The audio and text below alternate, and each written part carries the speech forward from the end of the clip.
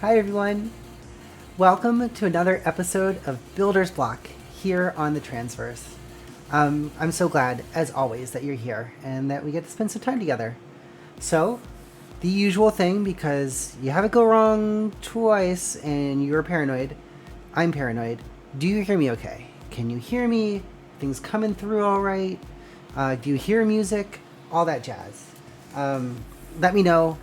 Always appreciate it. Both confirmation that things are actually working, but that things are at the correct volume so that you can comfortably hear both me and maybe a bit of background music, all that kind of good jazz.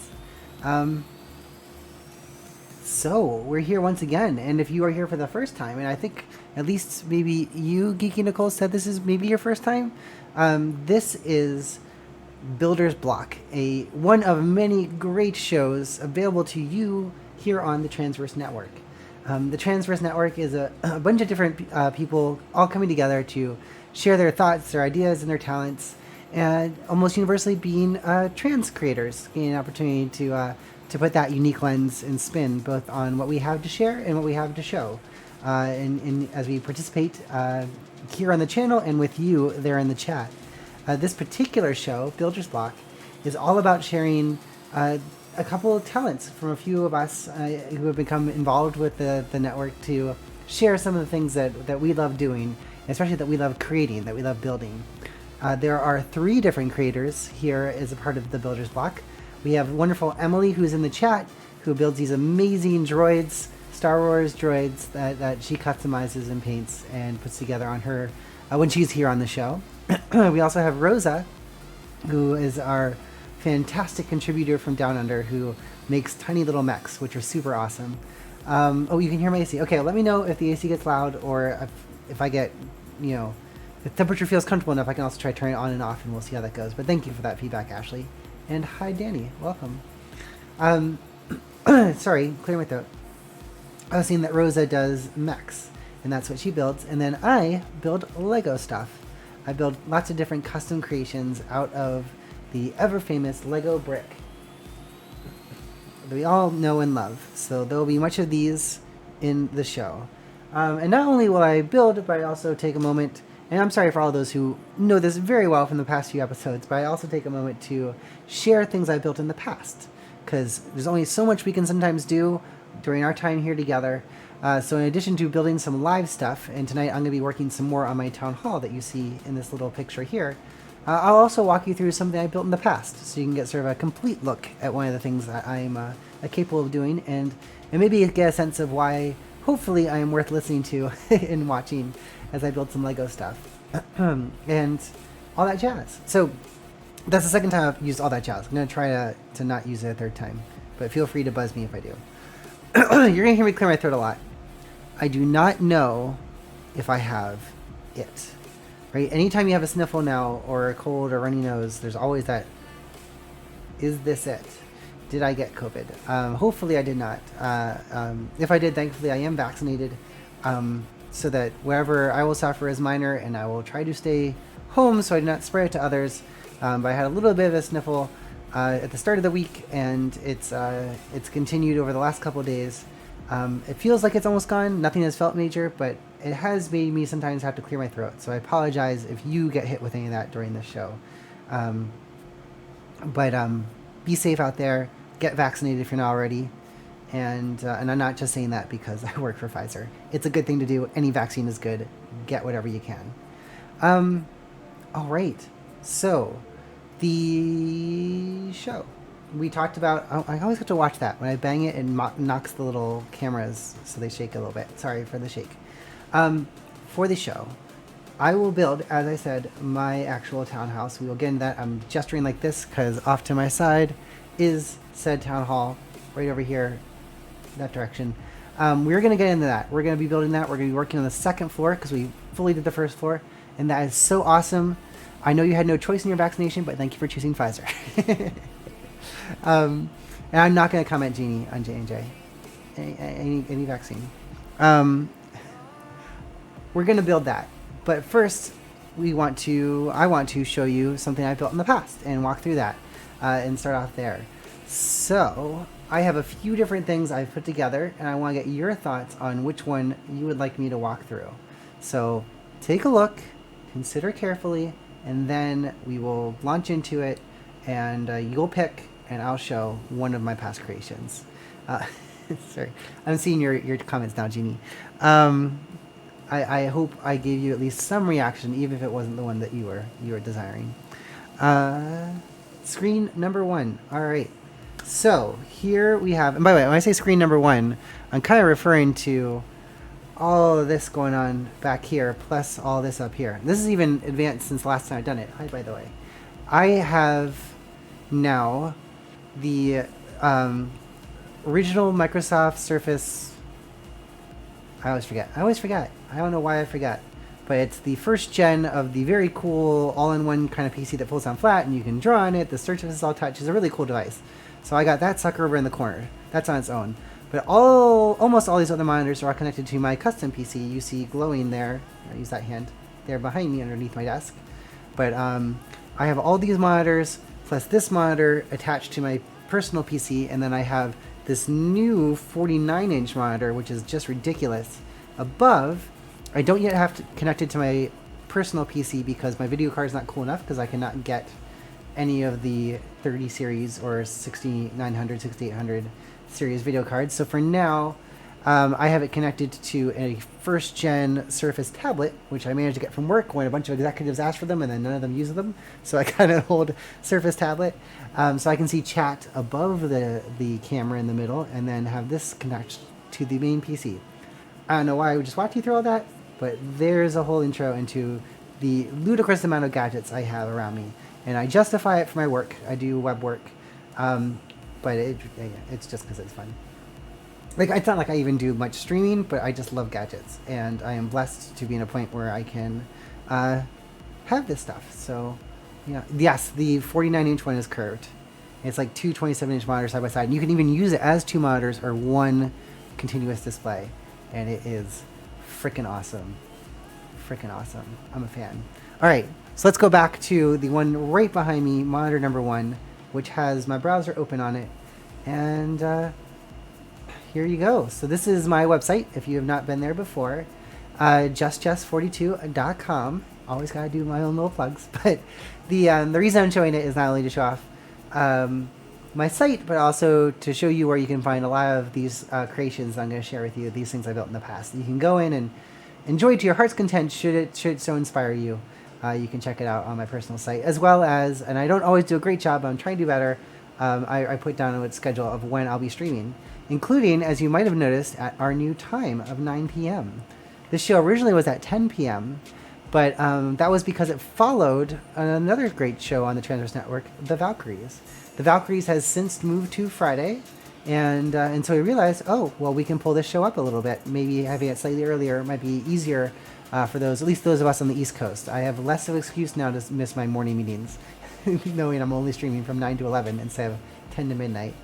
But this is my site, anyway, where you'll see that, where I'm streaming, but also Lego creations. And you also see very cool things like this. This is an amazing drawing that my friend Gina did for me. Gina's a very cool person. If you follow me on Instagram, you might sometimes see her appear in there. Member of the pod, and very recently, out at work and promoted at work to be the new executive editor at Reuters News Agency. So just wanted that little plug. I'm very excited for her. Most senior trans journalist in the world. So go check out Gina on Instagram. But she did this amazing artwork, and I'm just really awesome. I have it physically in a frame in my living room too, but also, of course, had to put it here on the site. Okay, I start with points, and then I just really ramble. I hope you're holding on with me. But let's take a look at some of these Lego creations. So this is the creations page on the site, and I've highlighted a few things. I haven't changed it lately. Once I finally finish the town hall, I'll switch out with a new spotlight here in the middle. But there, not only do I feature some things there, but you can also always go up here to my various social channels, and you can get directly to my Flickr account, which has see, clear my throat, has all of my past Lego builds, or nearly all. I haven't done some photos in a long time, but you'll still find a lot of the bulk of what I've built available on the site. And so today, what I was thinking is, here's a few things I pulled up that we can walk through, and you let me know which one intrigues you most. and vote in the chat on what you want to see. So number 1. That didn't work. Control 3. Why did that not work? Ah, there we go, because it was Control 4. This is a coffee shop. So there's a coffee shop on the ground floor, and then there's a series of apartments going all the way up. So this would be going through the coffee shop and the apartment building. So number 1, coffee shop. Number 2, police station. I realize this can be controversial. I'm not trying to make any kind of commentary about the police. I like to think of it, I always aspire for what I would like the police force to be, and that is how it's expressed in my building with this Lego police station. Is not meant to reflect anything on any modern day issues with policing. I was just always something I loved doing as a kid, and I like to think what I picture as my ideal in my mind for how I would like police interactions to be. So we have the police station, the coffee shop. We have the museum. So I have a modular Lego museum, one of the earliest things I've built, and so we can walk through that. And then the wine shop, which has a wine shop on the ground floor and then apartments above.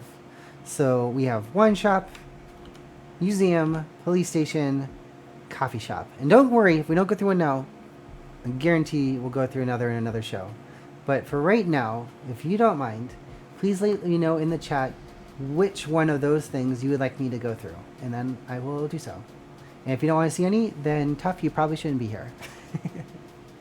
So please go ahead, let me know, and I will try not to clear my throat too much at you while I open up a beer. I'm going to do Love and Wrestling, a double dry hopped New England double IPA. So I will be toasted by the end of the night.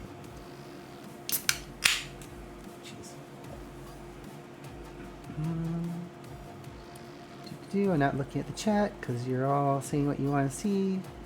I'm just pouring the drink and not trying to spill too much. And I have nothing. Does this mean that you just all like them so equally that you have no comment or thought on which one you want to see?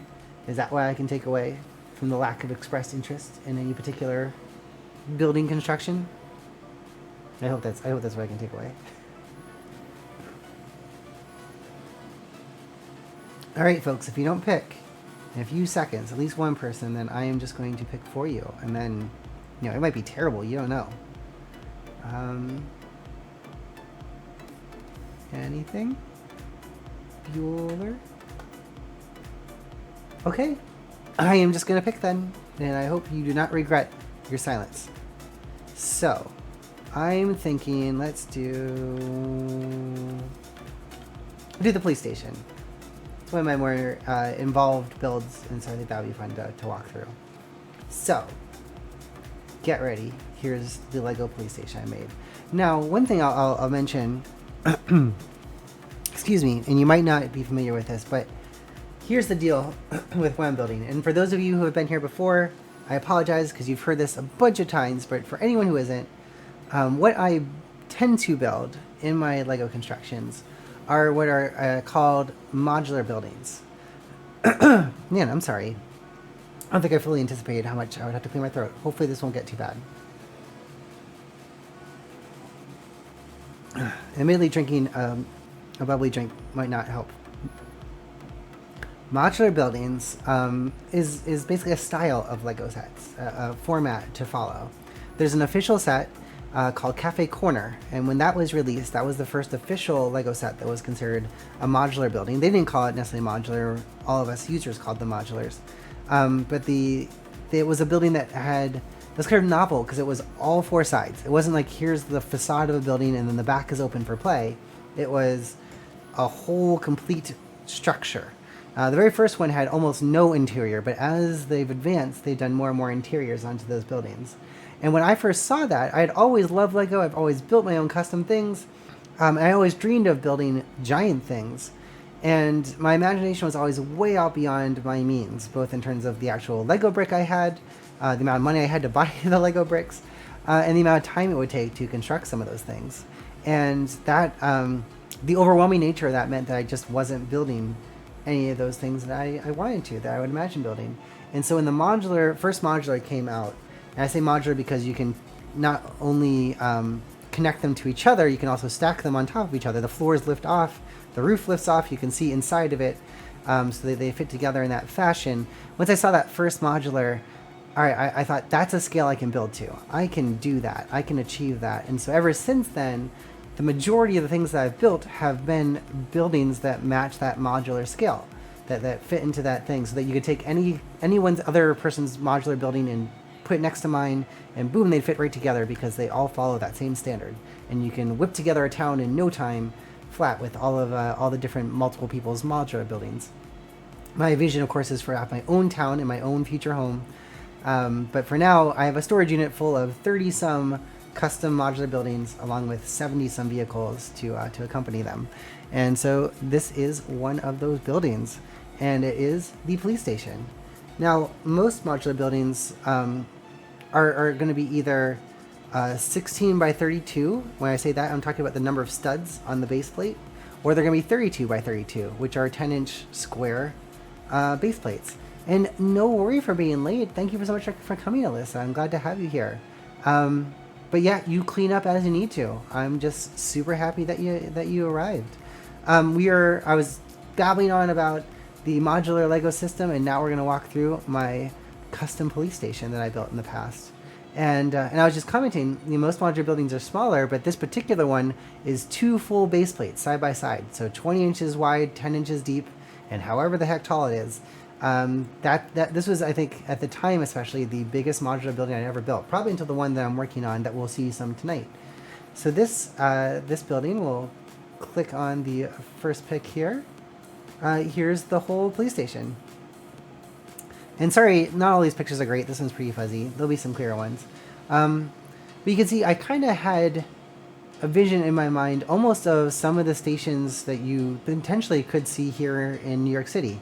They probably might not have garages necessarily on the street. I feel like I don't see that very often. But the feel of walking up, and here's this gray edged building with maybe some different color brick on the upper level floors, and those blue police lights outside. That was the vision I had when I built my own police station here. And so admittedly, it's probably more of a mid to small town size little police station or precinct. I think I even called it a precinct in some places, but yeah, it was my own little Lego, my version of the Lego police station. So not the traditional white and black that you get with the original sets that were all white and black sets, and then they're all white and blue sets, and they have these, for some reason the building was the same color as the vehicles. I thought that's not really true in actual life, that police stations all look like police cars. They're all painted the same colors. So I have my own color here for the police force. I built not only the police station, but custom helicopter, custom police vehicles, and I'll show you those as well. And then filled the building up with all the different things that I thought guests imagined would go into a police station. One thing that does still bug me a little bit, like I put a helicopter pad and the helicopter on the roof. Not like that's wrong per se. I don't know that you'd actually have one on a building this small, but yeah, every Lego police station set always had a helicopter. So by default, I was having a helicopter pad on my police station. But I find when I actually have the town set up and out, I don't put a helicopter on there just because it feels a little bit, I don't know, fake to me. I don't know how to explain it. Once again, I'm experiencing the thing where, for whatever reason, there's no next arrow. Like this happened last time, and only halfway through showing everything did an arrow suddenly appear on the right side, and I can actually advance through the pictures. But for some reason, I cannot, and I don't know why, and I don't think anyone ever actually figured it out. It just magically changed and started working at one point. So, pardon me for a second. I want to see if I can get the... Yay! Alright, apparently if I refresh, the arrow appears. So, go magic. Good mental note. Don't have an arrow to go left and right on your gallery and flicker. Refresh the screen. So another angle of my police station in my old living room in the apartment immediately next door, when I lived in the 1-bedroom next door, where I moved here during the pandemic. But there is a different angle of that police station. And getting down at near street level, got a guy waiting there at the paper on the front walk, and then another angle looking down. Now, it's worth noting when I talk about the modular system, that's where you see these sidewalks, that there's always this little light gray edge, and then it's at least so many studs back of these tiles for the sidewalk before the building starts. And so that's sort of what makes the building fit the modular standard. And these little brown pieces on the side here have a little hole in them for a pin that in theory you can actually connect Technic pins and the buildings will actually connect to each other. I don't know that anyone that ever actually uses those pins, but they still line them up because it's still like sort of a part of the standard to have that connection point built in there. And then the back. So here's the rear of the police station. Right over here, this little thing, and I'll show you more in a bit. That little brown thing sticking out right there and those little gray items on hinges is the elevator. And so you can lift those hinges open and then the elevator can slide right up and down between the floors. And then when you put the hinges in, like you can see here, it can rest on top of the elevator edge, the little handle can rest on top of the hinge and the elevator will stay on that third floor. So that's what that is. And there's actually 2 elevators in this particular building, so that there's 2 side by side there. And then I have a little teeny tiny kennel, little dog house with a couple dogs back there, police dogs. Your trash and recycling, of course. Security camera on the back door, going into the garage with a little beware of dog sign. So a little back of the police station there. And there we have a police car pulling in. This is an early version of a police car. I built this. I thought it was ugly. I rebuilt it. You'll see the rebuilt ones later, but some of these might still have this old style car going into inside some of these pictures. But yeah, there's my original police car. And here is looking down at the first floor. So and like I said, the buildings are modular, not just they can connect to each other, but that you can lift them open and you can see inside. And so this is now taking a peek down at that first floor of my police station. And there's a lot of different things going on here. Obviously you walk in up the stairs into the front entrance and there's the desk sergeant ready to talk to you, ready to take your issues down. So he's standing at that desk right there in the lobby. A little waiting area off to the side. Excuse me. Some benches, I believe some reading material. A little mini set of stairs up here to this little thing, and that lifts out. I'll show you what's underneath of it. But that's sort of what I have as my communication station. So you have a dispatcher there with a whole bunch of computer screens in front of them, and then a whole bunch of walkie-talkies you can just grab off the wall and head out. So a little station there. Another little bench on the side, and then a little door into a ready room, sort of a mini locker room. And so there's a lot of different equipment, some more radios, I think some guns, a whole bunch of handcuffs on the wall, batons, other things, but a little prep station for the officers to get what they need. Here are the 2 elevators to take you up and down the building. And these stairs go down into the garage, with which has space for 2 police vehicles. So there's that little peek. Oh, it's not. There's a read material and there's newspapers and there's a little TV on the wall if you're stuck there waiting to be helped. There's the glance down at that desk sergeant. I use stickers from official Lego sets. So there's from some police Lego sets. So there's little wanted sign, other things there on the desk for the desk sergeant to look at. Another angle. I don't know how I probably took like my iPhone and took this picture and like dropped it into the building to get that angle. It's so long since I took these pictures. 2013. That doesn't sound long ago. But holy, that was 8 years ago. That's insane. All right. Here's an officer entering into the locker room there. Oh, it looks like I do have some M4s on the wall, I think. I don't know why. And then the handcuffs. So yeah, looking down in there. A whole bunch of different lockers. This is a really fuzzy picture. Man, there's all kinds of stuff. I think there's there are flashlights, sniper rifles, I think. Man, I went kind of nuts on this. This is not a safe locker room, that's for damn sure. Here we go. Yeah, there's shotguns, assault rifles, sniper rifles. If I was building this set today, it's a good question what details this would have versus back in 2013. In my idealistic and naive earlier days, 8 years ago. There's the elevator shaft, I think with no elevators currently in them there on the first floor. So empty elevator shafts. Look at that comms room again. Here's all those walkie-talkies, a little series of screens, and a little mic that the dispatcher is talking into. Fuzzy picture of a mic. This is with the other floor on top of it, so you can kind of see it's a shorter, sort of like mini intermediate floor sticking out there.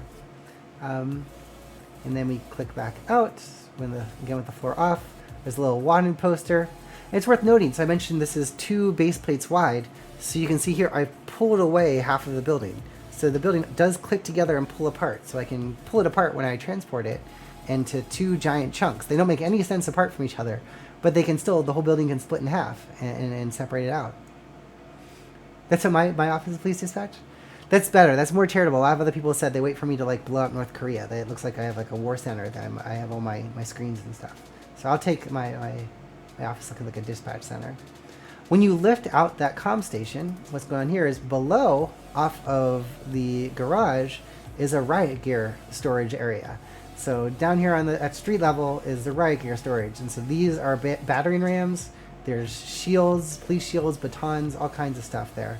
And so here's another shot down there. So there's the police shields lined up there, the battering rams lined up there. So when you need riot gear, you go into the garage, run down down the stairs into the garage, turn around the corner, and there underneath the comms room is the riot gear storage. Helmets, telescoping batons and fixed batons, all that stuff, ready to go. Now here's looking again at that garage and the 2 janky police cars that I later replaced that are inside there. And here they are, pull it out. And so here's a look down from inside. I have a whole bunch of different things in here. I think there's like some oil cans, a little fill-up station to gas the vehicles up, some tools, barricades hanging there on the wall, as well as flashlights and bullhorns so they can grab those pieces of equipment if they need them, all held there in storage in the garage. And when it's a tight fit when they're pulled in there is a cork board on the back with a whole bunch of tools back there. It's another Fozzie shot of the stairs from the other end of the garage up the stairs. And that back door leads right into that back corner of the garage. And as I mentioned, the little doggos that are out there, the canine unit, ready to go. So, second floor. I'm going to pause here and take another sip and also check in with you. Everything's still good? Hearing okay? This is hopefully interesting. You don't regret not making your own choice of what you wanted to see?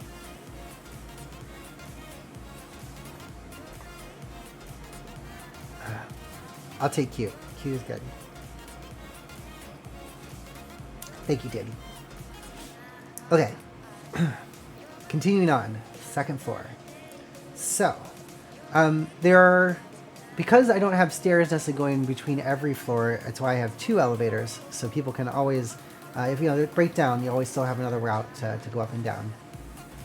Not really the safest, but I didn't feel like building a really teeny tiny circular stairwell in one of those things, so I got lazy. I'll admit, I don't do this anymore, but back then, in 2013, I got lazy and I just did 2 elevators instead of elevators and stairs. But the second floor here is where we have our little mini lockup, right? This isn't a full jail. This is like drunk tank. This is where you take people for the moment before you transport them somewhere. There's a couple cells with a couple bunks, as well as a place where you take people's photos and fingerprints, log them into the system, a little open balcony going down the downstairs, an interrogation room, and a room to listen in on the interrogation, and of course a bathroom, because all my buildings need bathrooms for realism. Here is said bathroom. So there is the bathroom there on the second floor. And there is the interrogation room next door, right next to the bathroom, very conveniently. Someone got sick, I guess, from being interrogated too strenuously. You can run around the corner.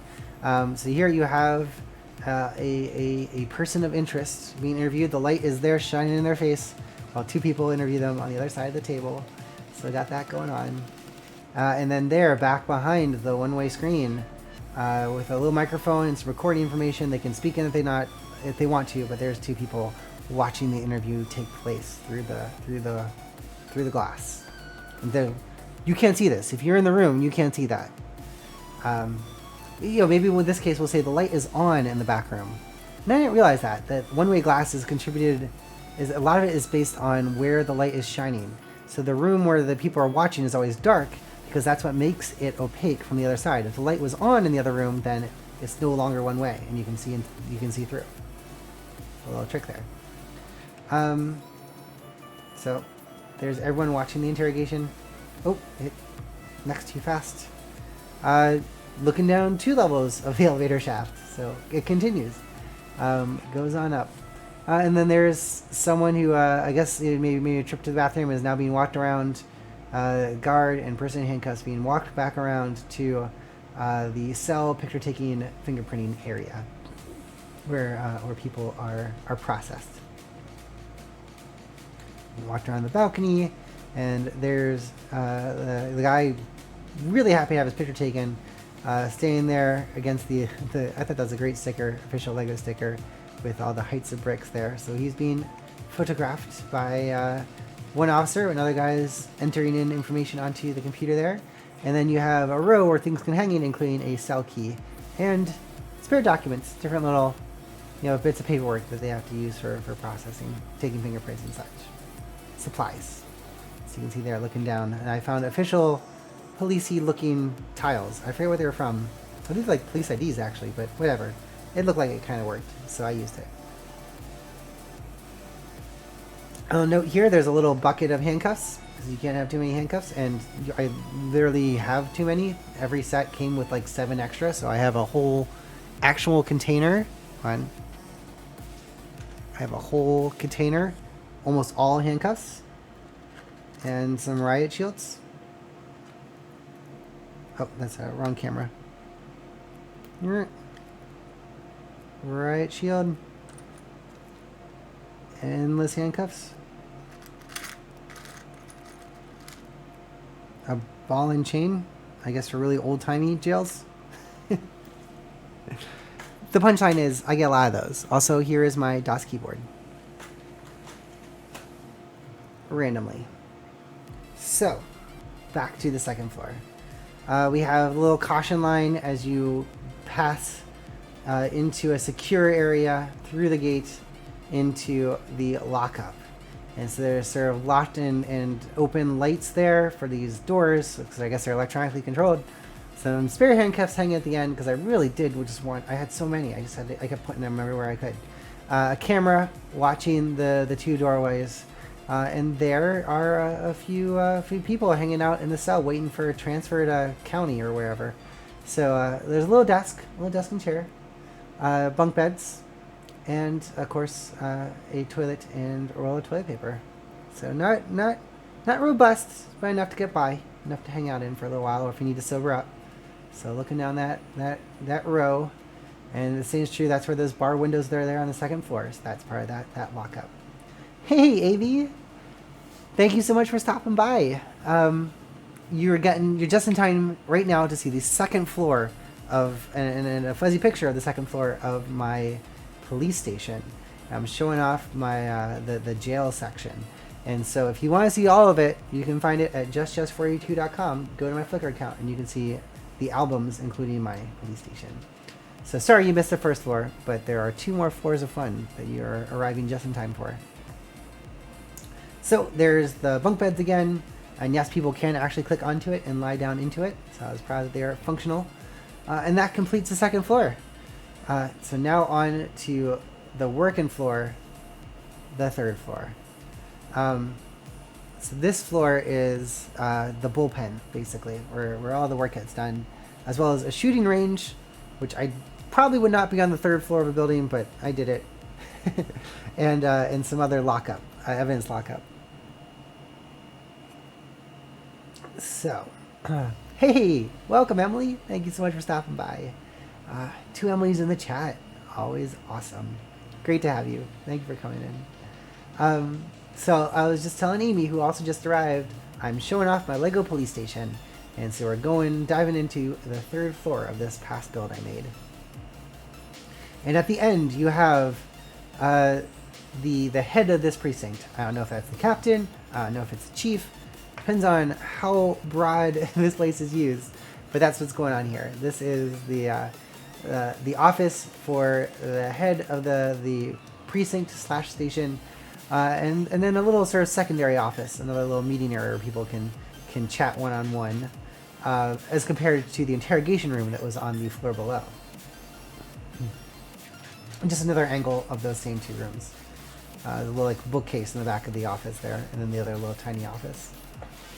Oh, there you go. Shot right down there. You can see bookcase, office, chief, dude. And then if you want to talk one-on-one, space. Conference room. It's a tiny, tiny, tiny conference room. I guess we'll call it that. So here's the bullpen. Here's where everyone sits, where all the desks are, pushed up against each other.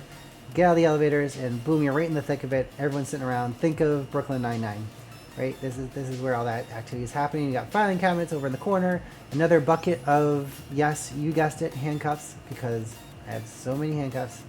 Yeah, and just otherwise kind of normal office feeling to it. As you pass through the office, there's all these different things. You have a desk just with papers, people in all these different positions. Some with computers, some, I guess, are old school and just want paperwork, going through all the different things. They have badges sitting around, mail open to open, drinks to drink, chats to have with each other. He's looking back across it at the two elevators and the other part of the floor, and then I guess a flash on. I don't remember why I took these pictures. It was a while ago. Hey, Jeannie. I also am glad they and you are coming in tonight. So walking around the bullpen, here's the corner with all the different filing cabinets and the door. So here's once again the elevator shaft, but now with an actual elevator in one. So novel picture there. I'm like making fun of past me in my pictures. But this is where you see that class. That little angled hinge part can flip out, and then the elevator would just fall down to the next floor. And hinge out and fall down to the bottom floor. And then you can lift it back up and hinge it in and keep it in place. So clever little adjustment to make the elevators move up and down. But this is the sort of the annex, the side of it that's over top of the garage, where you have a shooting range. And so there's two targets there, and then a reinforced back wall to handle the bullets. You have the dividing line that you can't go past, and a whole bunch of weapons here clipped on the wall to take off the wall and fire down at the targets. Oh, so far away, like 10 feet away.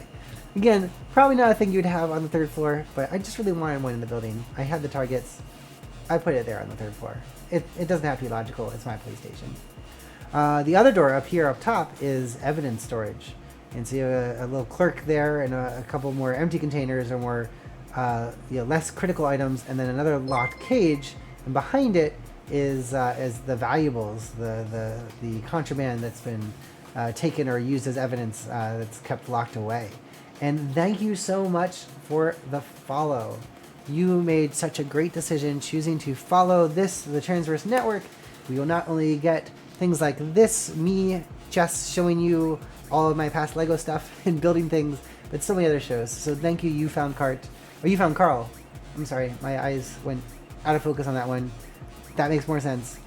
Welcome, you found us, and I'm so glad. Thank you so much for following. It's awesome to have you here. And please say hi in the chat and say hi to each other. So I was just, as I said, showing more elements of my Lego police station, my custom Lego police station. And so this is that evidence lockup side, and you can see there's valuables, there's knives, there's gold bricks, there's cash, there's old-timey weaponry. There are suitcases full of stuff.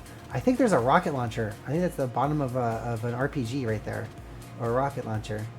So all kinds of stuff. So yeah, there's another picture straight down on the clerk, outside the locker, and then inside the locker, where yes, there are some serious weapons that were confiscated, as well as other goods that had to be kept under lock and key. And then there's another side of the shooting range, where I will be building stuff. Sorry, I just saw that. Yes, I typically show something I built in the past, just because I can show something that's a little bit more completed and done and a little bit more thorough. And then I move on to building something in the now, and I will be doing that after this. So that's kind of the second half usually, is me building stuff live. Or I'm going to be working on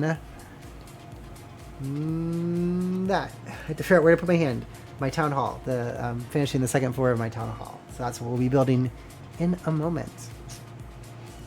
So nearly done now with the police station, the shooting range and the little targets there. And then he's shooting. See, he's lined up. He's taking a shot there. Hey, Jessica. Thank you for the heart. So finally we come to the roof of the police station. Hey, Pickles. Thank you for coming by. Always awesome to have you. Just showing off here my custom Lego police station, and we just got to the roof, where we have one of the other elevators. So one elevator goes to floor 3, the other elevator goes all the way to the roof. And so this particular elevator is there on the roof, where you can come out onto the roof and then go inside to a little like radar check-in station for helicopters landing. I don't know why. I did a little control station there on the roof for the helicopters to land, along with some satellite dishes and AC equipment and vents. And this is looking at the other elevator just to show you that has the same mechanism, but also has the additional hinge at the top, so I can click onto the 4th floor.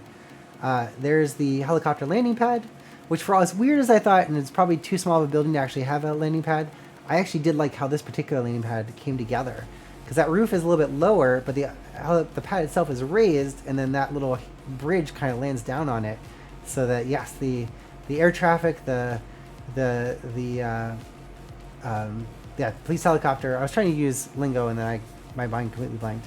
But yeah, where the eye in the sky would land, and there's fuel and other kinds of tanks and other kinds of equipment dotted all around here, and then one of the police officers with a couple batons, I guess, to wave the helicopter in, and so there it is, landed there on the pad.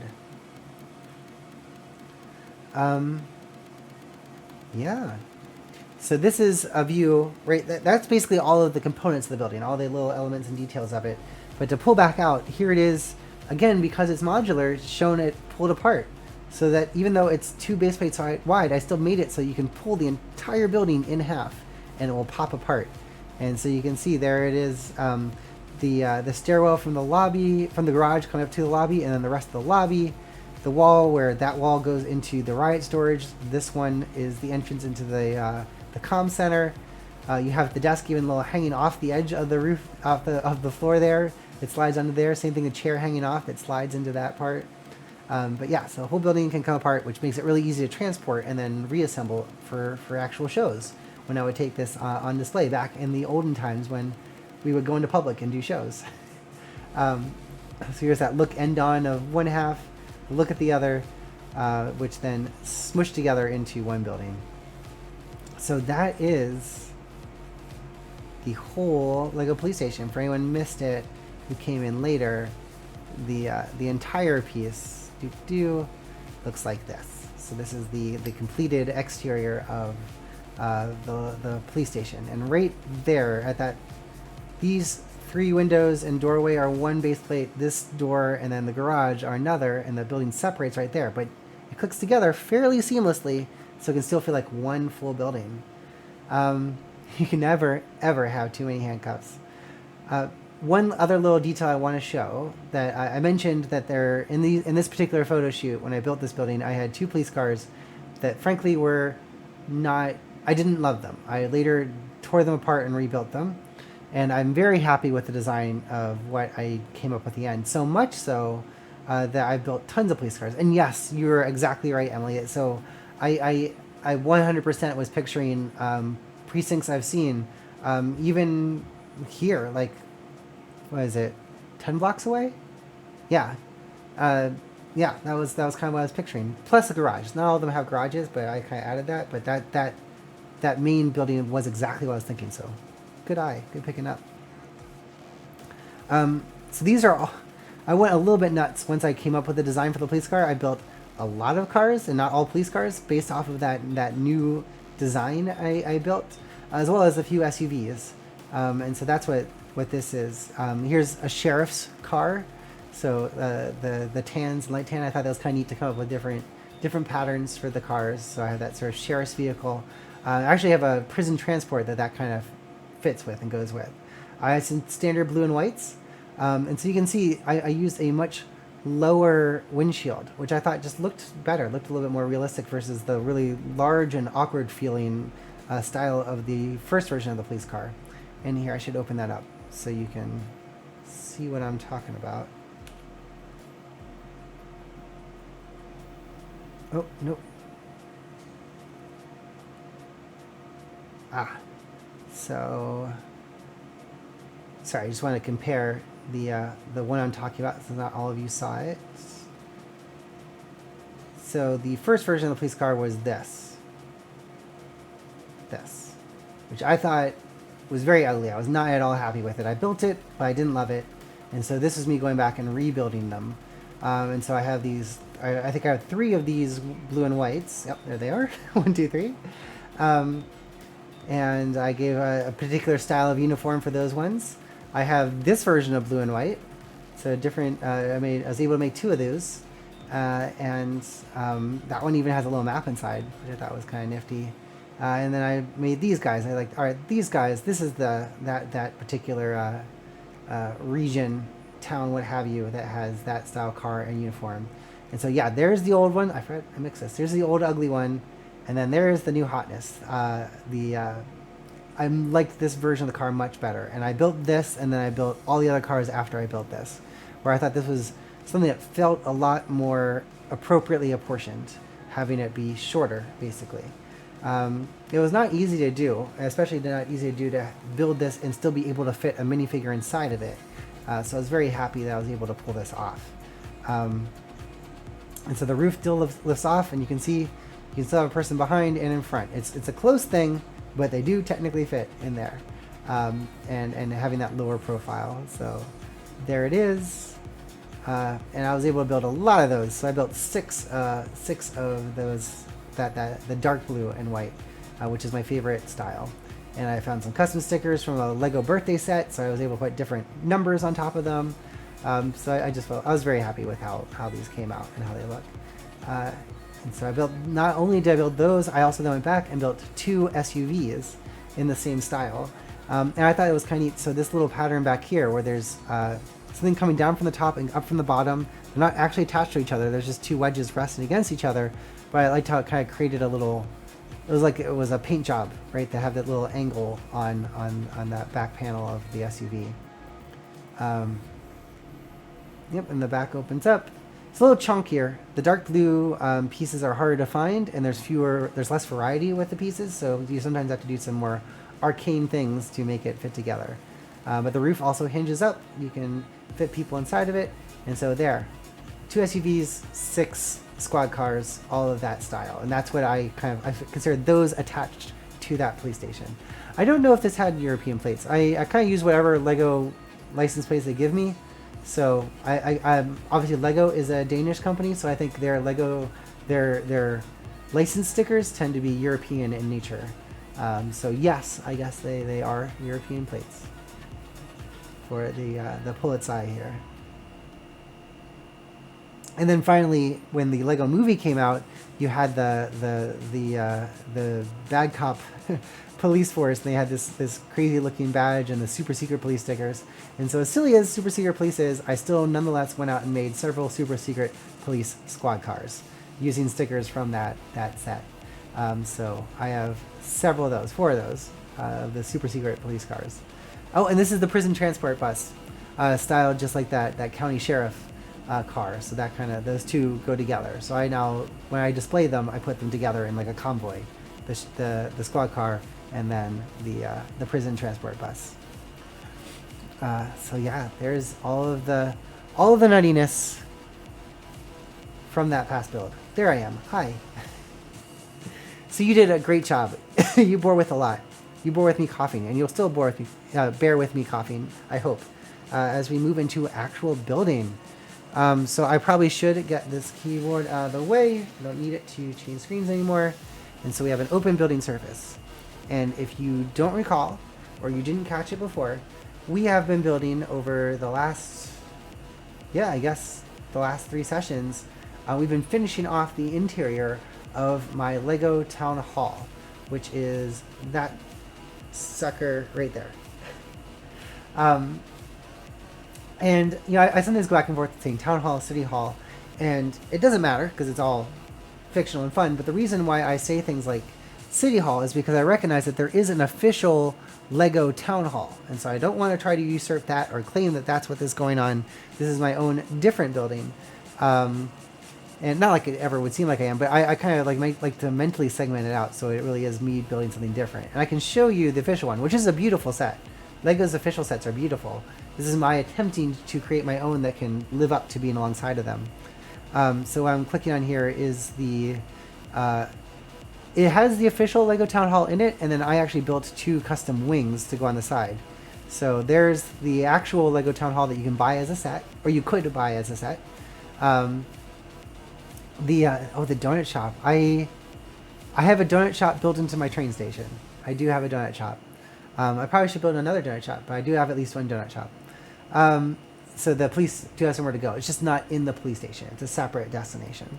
But yeah, to say this is my town hall, and then these 2 parts here, which you can see I put them together, but they also kind of pop apart, and then can kind of click onto either side of the town hall. So I thought this honestly looked much better. So that's my slight modification of the official town hall to add those 2 wings on the side. So I'm very proud of that enhancement, but it still is, I don't feel like it's full. I can call it mine because I just added 2 extensions to the side of it. I wanted to have something that I could call mine, which is when I went back and built my own town hall, which is this sucker. Or we could also say this sucker. This sucker. So here's a low camera level view of the actual town hall off to my side here. And I have not finished the park. There's more I want to do in the kind of the courtyard out front there. There's a little fountain in the middle, a little pathway, fountains on the side as well with a little statuary. And then the steps going up into the town hall and its gold dome. So the exterior, aside from the park, I feel like is pretty well done. But what I do want to do is finish off the interior. And so last time we were together, we finished the first floor. I had finished the main hall, and then we worked on 2 of the wings. And so now we will get to dive in and finish off or at least we'll see how far we can get. We're going to try to keep working on the top floor, which is all that's left to do to finish off this building. Yes, I mean, of course, it can remind you of that. It has the clock, right? How is that not going to remind you? It's a clock right across a courtyard. So understandable, Amy, that it reminds you of Back to the Future. But that was a red brick building, and eventually they did put a glass front on it when they futurized it. So a little different, Sorry. Okay, so how do we do this? How do we get into here? Right, I am going to pan out to the overview camera, and I'm going to go even farther out. Boom. Take off the roof so you can kind of watch me while I'm doing things. You won't be able to hear me because I'll be farther away from the mic. I'm going to take off the roof. I'm going to bring some of the first floor over here, and then we will dive into it. We will make this happen. I'm going to get that, and I'm going to refill my beer. As I do this, as we switch into building mode, another moment to check in. How y'all doing? It's going okay? I know early on, Ashley, you said you could hear my AC. Is it okay? Is it annoying? Just let me know, and I can always turn it off and suffer for your better clarity of hearing. Think about it. I'm going to go take the roof off.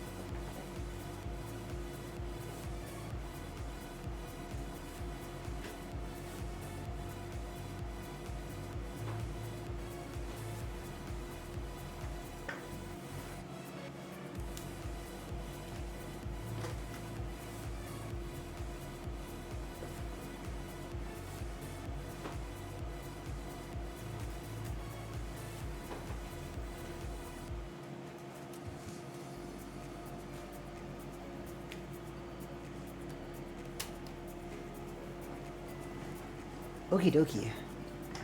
So thank you for bearing with. Thank you for that reply, Ashley. Glad to hear. So, here are all of the elements that make up the top floor.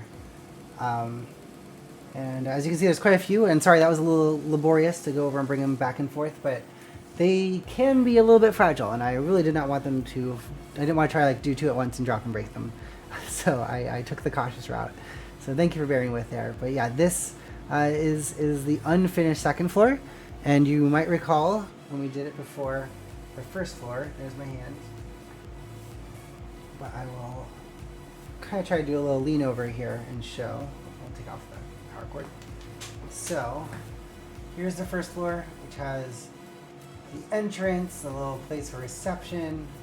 We have our new camera nook for interview spaces and cameras focused on different areas of the front room, a bathroom, the main hall with the auditorium and the table for the speakers. And by the way, sorry if you can't hear me. I know I'm leaning away from the mic, so apologies if you can't hear that. And then the snack corner, which is another place where there are donuts. So there is that that first floor that now is done. So second floor, what's the deal here? So when this is all nicely connected to each other, when it's like, and this obviously kind of clips together when it sits on top of the first floor, you have this layout, this structure here. I'm gonna do this so you can see a little bit more of it. So this this structure here, what I originally set up was these two gaps right here, coming up here, are where the stairwells from the first floor line up. So the exit kind of coming off the end here onto that second floor. So that's how people enter into this building. And then I kind of had two little offices here on the side. I had, you can enter into this middle area and then come through a door here to the balcony above what's below, or you can go into the mayor's office. I decided I don't love this arrangement. I'm going to change this up. So what I'm thinking is, instead of having this tight little balcony and this tiny thin little mayor's office and these two little public areas that then walk in through an office to get to the balcony, instead I'm going to have it, you come off the stairwell and you just walk right here into the balcony. Having the balcony be a bit wider and then have the mayor's office be deeper. So that's the plan. And so we're going to wreck a bit. And people have asked this, like, do you plan ahead? Do you know what you're going to build? Is it all set? This is, I think, proof positive of how my process works, which is I entirely figure it out as I go. And I do things like this where I'm like, all right, I built something and I realize, wait, this isn't working out. This isn't right, as I go, because I don't plan ahead that well. At least when it comes to Lego. I do it all on the go. So we are going to break some things apart and rebuild them and then try to finish it off. So let's see how far we can go. And as we do this, if you have any questions, any thoughts, please ping me, let me know. Yeah, and I can talk through whatever I'm doing in the process. And as always, if I'm doing anything that isn't quite working for you, please let me know and we can chat about it. I'm also going to briefly pause and take out my contacts because they're going in and out of focus like crazy, and that is annoying. I want to be able to clearly see you and what I'm building. So I'm going to do a quick be right back, take out my contacts. Don't go anywhere. Stay.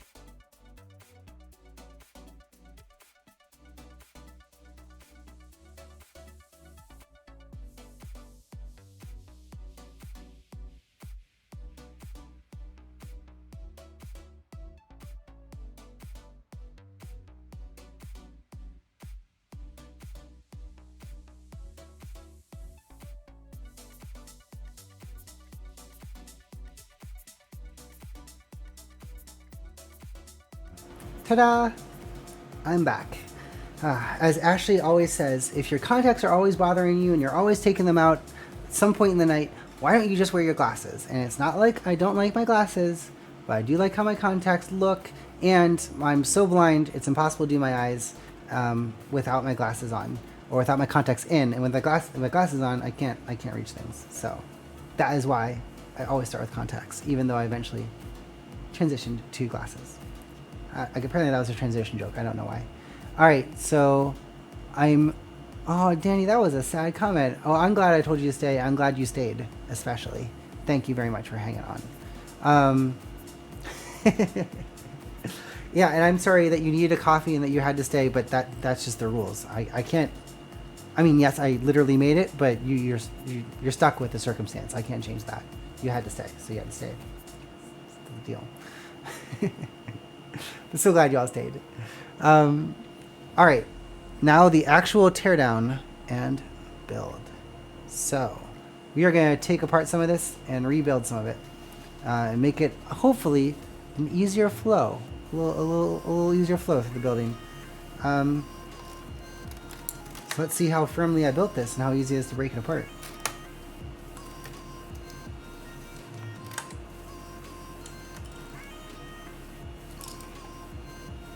Alright, not too bad so far.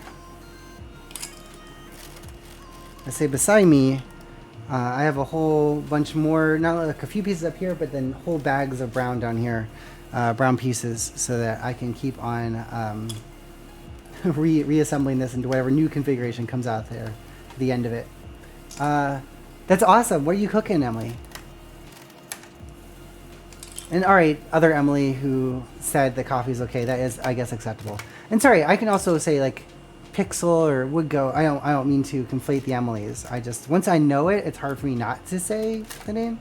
So it only meant with oh. Alright, that was my fault. I got distracted and really broke that part. So it's fair to say some of these things are pretty darn fragile. Or more, I tried to build them to be really sturdy, and so taking it apart causes some of that sturdiness to go away. And so in this case, when I popped that sidewall off, it popped off almost the whole back of the building, which would have been bad. Get this little piece there, piece there. I think it's raining. For our other New Yorkers in the chat, is it raining right now? Ooh, pre-made pizza. That's okay. I order in almost every piece of food, so you will not hear me complain. You'll hear Ashley and Jessica, who are in the chat, complain because they plan all of our meals when we go out together. I am a terrible planner. But that's just how I roll.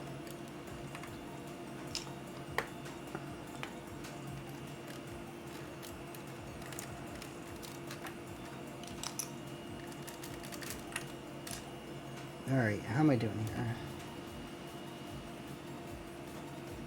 Oh, interesting. Alright, it's like a load bearing piece. That one's going to be hard to change. I have to come back to that one. Alright.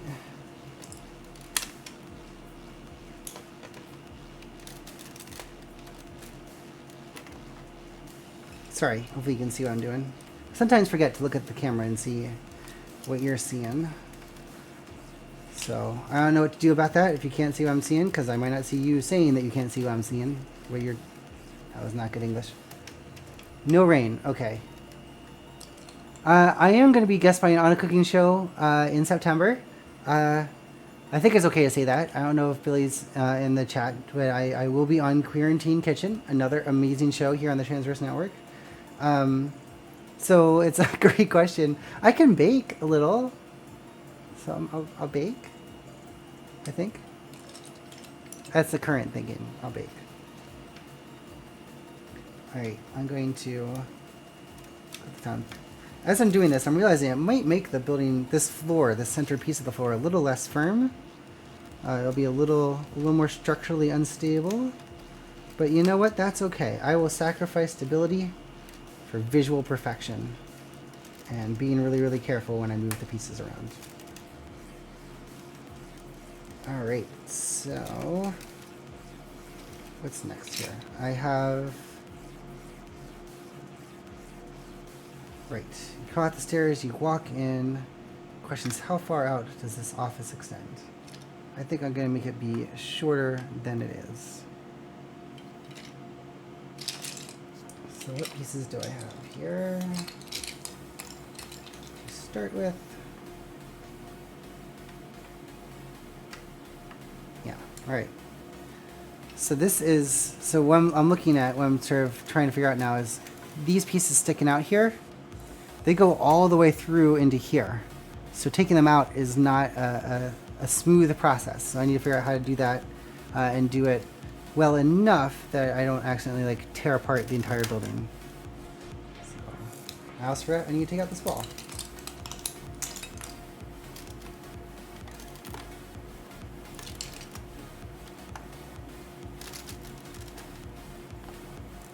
I have these little pattern bricks.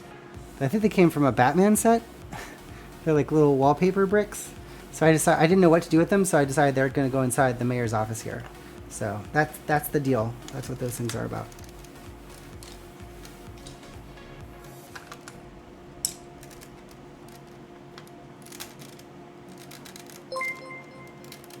Is that another? Hey, thank you so much for resubscribing, Emily. Very much appreciate it. 3 months, nice. That went fast. Quick part of quarantine, I guess, right? You've hung out with us for so long, and it is so very welcome. All right, so how do I do this? All right, I'm gonna do this one side at a time. Oh, that came off surprisingly easily. Oh, there's the little cornice. I should know these things better. I'm not very good at the architecture I claim to love, but there's a thing. I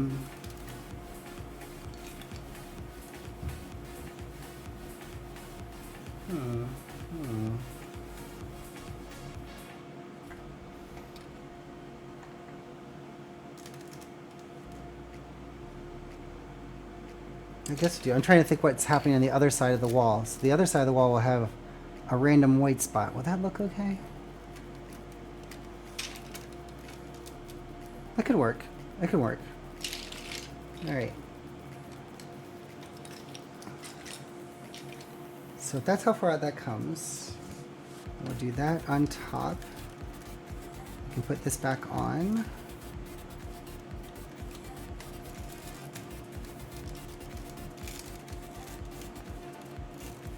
Now that little portion of the outside wall is back together again.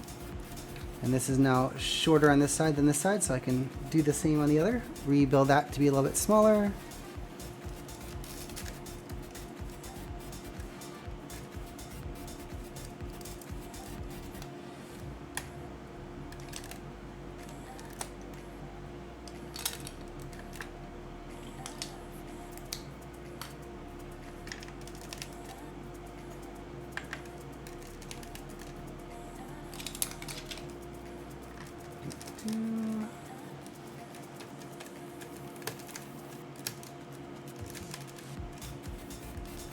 Boom, shorter wall, but deeper single mayor's office now. So very exciting.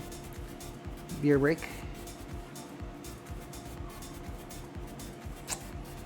Amy, I think you are biased. I'm putting it out there. I'm just saying it. I think you're biased.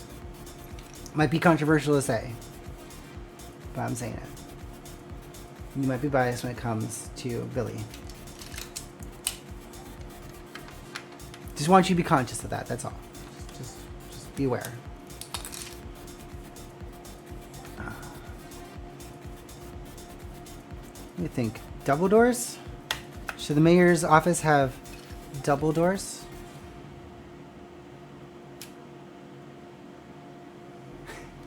It's not necessarily a bad thing. Just, be aware.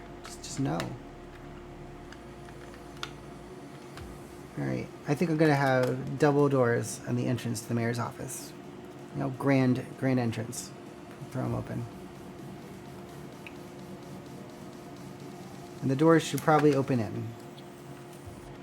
do that.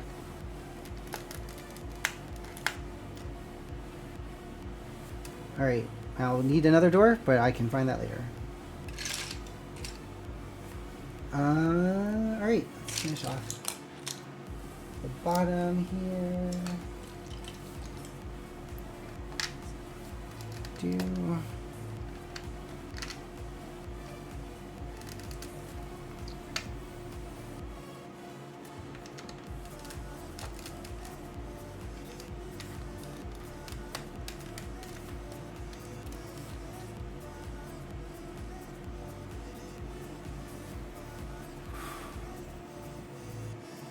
It's ironic. We talked about trying to keep the AC down, and I'm actually a little bit warm.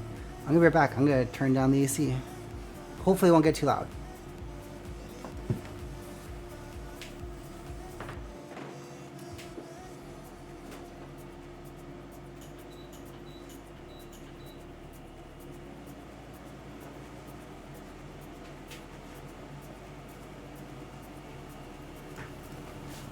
I can also try to always play with the gain if you're hearing too much of my AC in the background.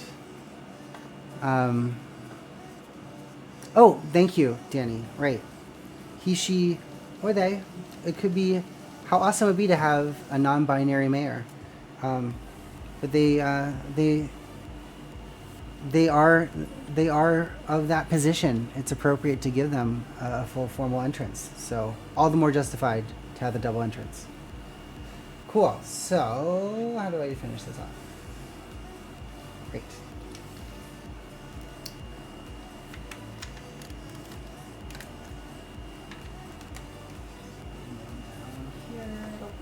Here. I will hold bag of little 1x1 brown pieces. Grab some of those. Oh, finish it off. Cool. Alright, so we have the wallpaper. I don't have any more of the wallpaper pieces, unfortunately. So this is going to be the extent of the wallpaper. So the question is what to do in the back here. Should just be wood. Should be white. Which probably should be white. That'll be a little weird. We'll do wood. We'll do wood. We'll do brown pieces.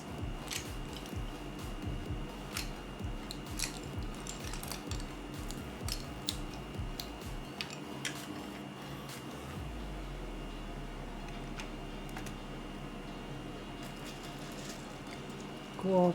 I'm always conscious when I'm building. I'm like, I stopped talking. I don't mean to be leaving you just watching me silently do things.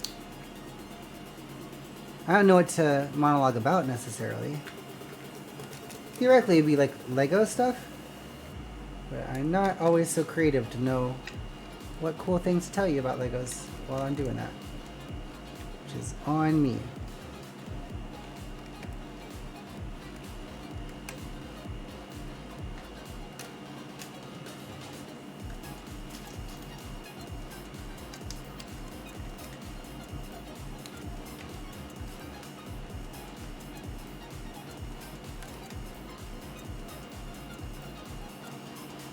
Alrighty, so we've gotten pretty far here.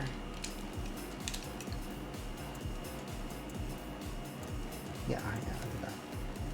So this little bit is where these things clip together, and now that's a little bit more integral, the more interconnected.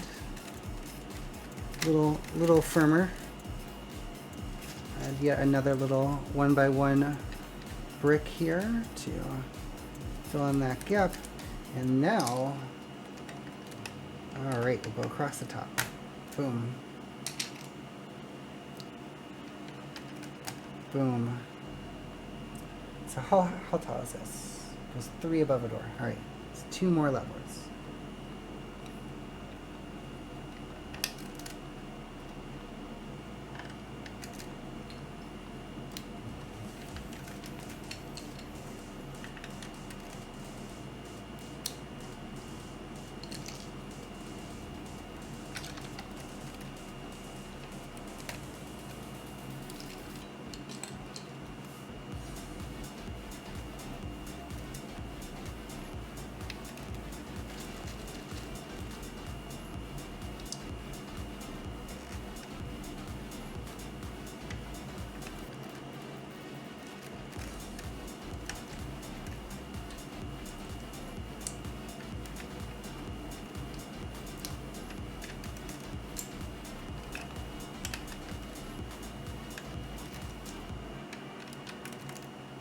Oh, I went too high. I got carried away. All right. Boom.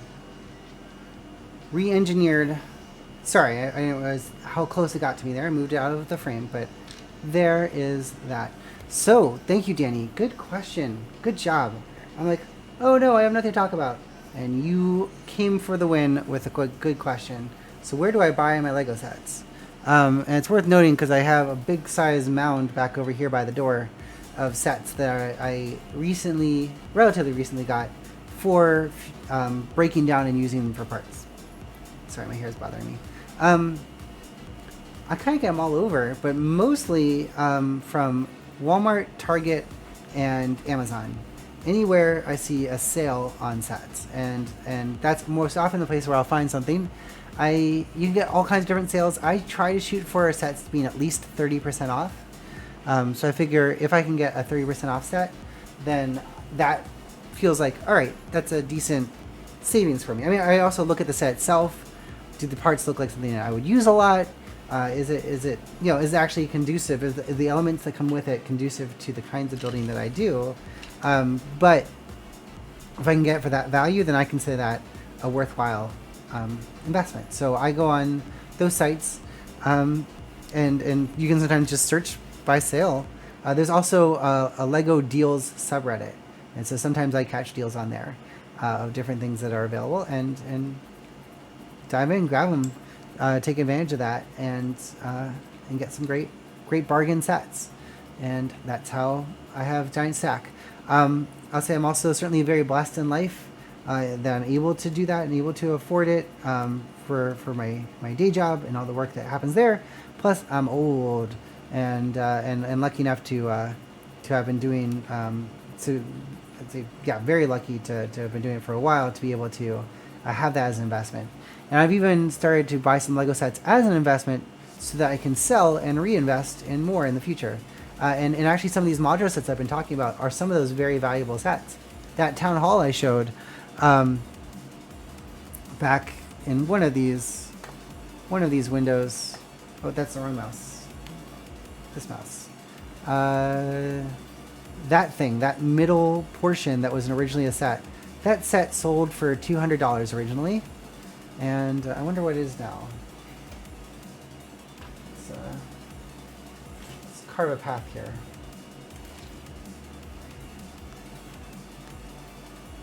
Lego Town Hall.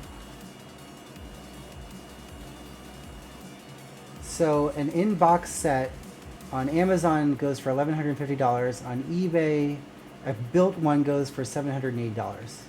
Holy crap. I did not know they were worth that much. So I have 2 of those, maybe 3 in a storage unit. Holy crap.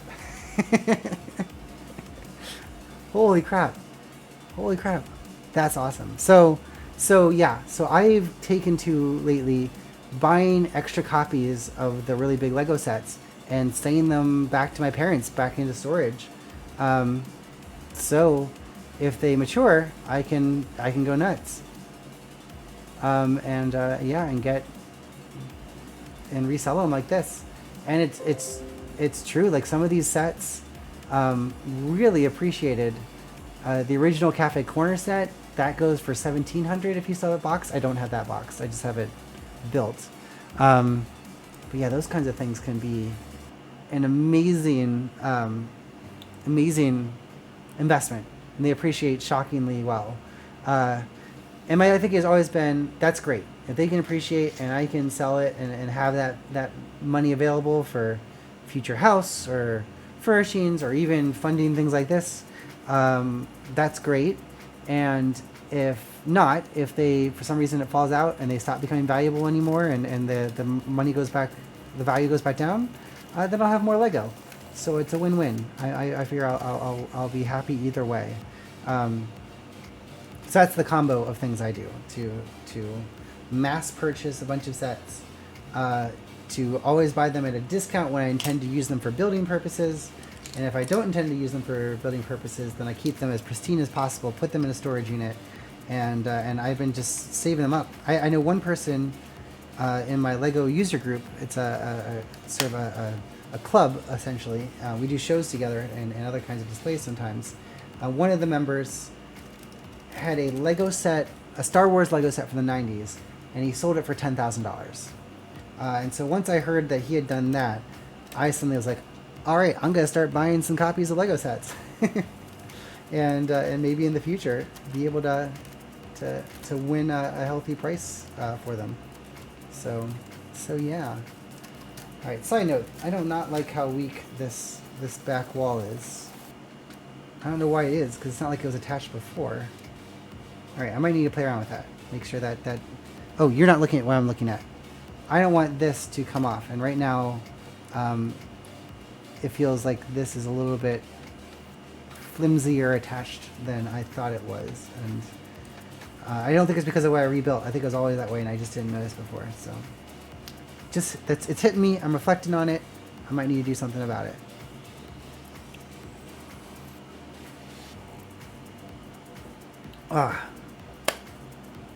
All right, this is good. This is huge. So I think now this is a much easier path, not only to come up the stairs, walk around the corner, and walk through to the other side of the building and the two little side offices that will be still here, or to enter into the mayor's office here in the middle. But there's also going to be room for some chairs to be able to look down into the first floor open auditorium kind of setting. So I like this for multiple reasons. And also, in theory, the dome, unfortunately, is not hollow because I couldn't build a roof very securely to be able to see down from the dome through the body. But in theory, the dome is like here. So this is also more logical with the notion that there'd be an open dome above this that would be above and outside the mayor's office. So I am very happy I just did this for a variety of reasons. Alrighty. Now that I have it, one of the easiest things I can do is actually put in the floor. Doing that now, vastly easier than what I usually do, I usually do that last, and then it's a huge pain in the butt to reach my hand in there and do that. So I'm going to try to do that. I'm going to try to build in some of the floor right now. I'll also think about what to do with this little random white gap. That feels a little weird to me, so I don't want to cover that with something. I'm gonna think about that too. Okay. So let's do that. I want to get tiles. Here is a ginormous bag of tiles. And let me say this is another thing that is useful if you are someone who is going to build a lot of things, especially if you need mass numbers of pieces. One way you get those, sorry, Mike, for bumping you and angering you. One way you get those, or you can have access to buy a lot of pieces. I'll tell you two ways you can get a lot of pieces of a particular type. The easiest way that's accessible to almost everybody without any preamble is to go to bricklink.com. So Bricklink is kind of like eBay just for Lego pieces. Everyone can go in there and sell off their individual Lego supplies to anyone else who wants to buy them. You can arrange for the purchases direct with that person. And it's a great way, and because everyone is just selling Legos, it also is kind of has a democratizing effect on the prices to manage them well and give you a sense of how much things are worth. It varies piece by piece. It's said, like, when you buy a Lego set and you look at the number of pieces in it, if you're getting it for 10 cents a piece or less, you're getting a decent deal. But individual pieces are vary wildly in what they actually cost on Bricklink. But that's a place where you can go in and say, I want, several hundred dark brown 1x4 tiles, and be able to get it from an individual person that you would not be able to get from without having to buy tons of sets. So that's one good way to get a massive number of individual pieces is through Bricklink. Another way to do it, another way to secure pieces, is to join a Lego user group. I am a member of ILUG-NY, and so LUG stands for Lego User Group, and so Lego User Group New York is a group for the tri-state area. Obviously it has that New York in its name, but there's members from New Jersey and from Connecticut as well as New York in it, and they found me through my Flickr account online, and then met up with them in person, and there's some cool people, some fun fellow Lego geeks who go nuts on things, and we do shows together. We do big giant displays, or we did obviously back when it was safe to do so. And that was a lot of fun. Usually our biggest show would be at the Stanford Museum and Nature Center, where like for 3 months, some 1,500 people would come through and look at an enormous display of ours. And pictures of that are in my Flickr channel. But those kinds of displays were a blast. Excuse me, sorry about that. Unexpected coughing.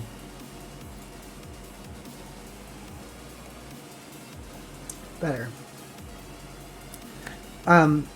One of the benefits, it's not always true, but if you're in a recognized lug, an R lug, where Lego recognizes it, and they actually even shows up on like a lug.lego.com or some, I forget what the IAN internet, I don't know, I don't remember all the acronyms, but there is a official site where Lego recognizes Lego user groups, and you can get different benefits as a result of that, including the ability to purchase brick en masse direct from Lego.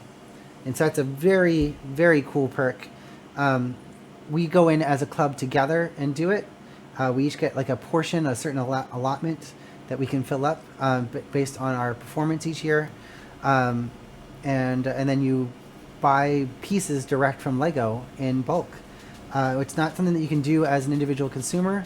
You can only do it through something like being in a recognized lug. We each get we pay in kroner because it's direct from Denmark, and they ship it out, and there it is. Then you get your Lego that way. So that's one way to do it, and get some of these massive numbers of pieces.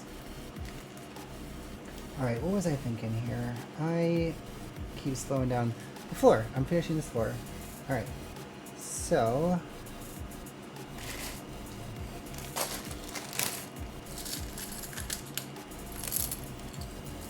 Try and do a little bit of cleanup along the way because this is going to be disaster later. I mean, it'll be disaster no matter what, but I'll minimize it a bit. Alright, so I'm going to fill in this floor. On the ground floor, I've been doing tones of wood. I think of it as like a parquet floor. And so there's dark wood at the edge, some lighter wood in the middle, and sometimes really light blonde wood. I do with tan tiles here and there for accents. So that's the kind of thing I'm picturing as I fill these things in. There we go.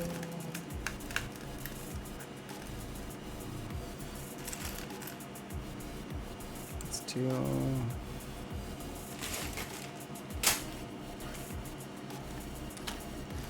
And so sometimes I also get these pieces, and these are kind of called jumper plates usually. This is a 2x2 jumper plate, so it's a tile, but it has a single stud on it that's not in the normal position, right? It's not in one of the four corners, it's smack dab in the middle. So it allows some interesting alignment points. So I'm gonna take out some of these suckers for use, because this is where I can attach things like chairs or flowers or other little adornments to make it look like they're just sitting there on a smooth floor, when in actuality they are affixed to the floor on that jumper plate tile. I don't know if I can still call them a tile, but I do. Alright.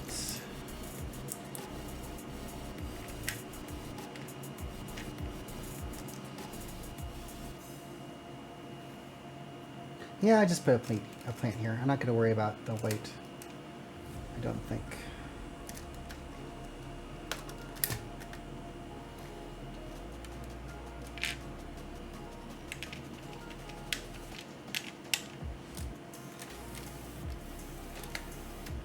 Cool. So thank you for bearing with, looking at the time, it's unlikely that we will finish this, but we'll get a decent amount of the way.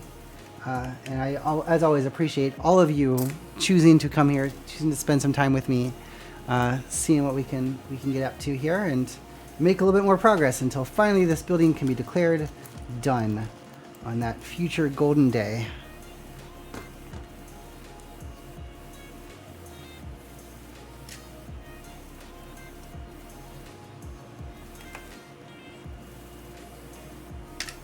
Oh, jeez. They're flying everywhere.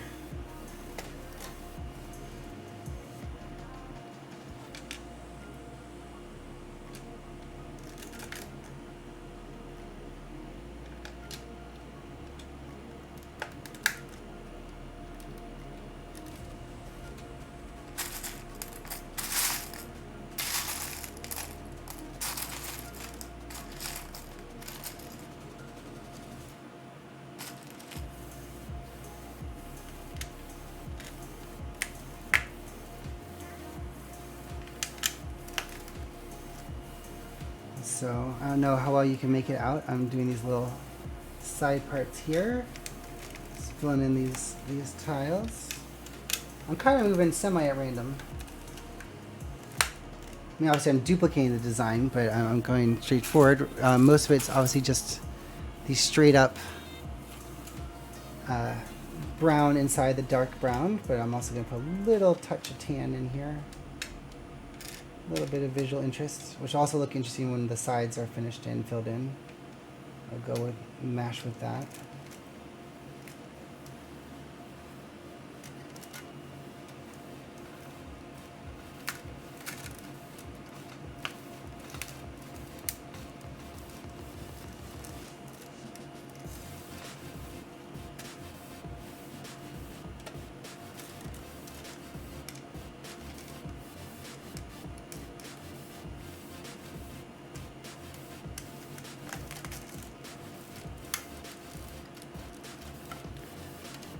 All right, so I have a giant bag of chairs, so I'm going to use some of these chairs.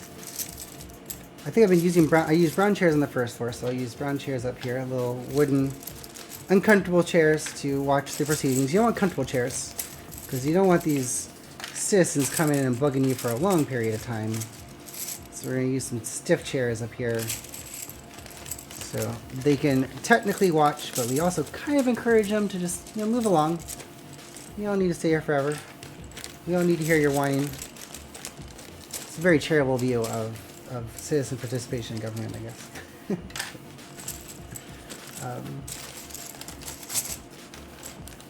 So popped out some chairs from the giant Bago chairs.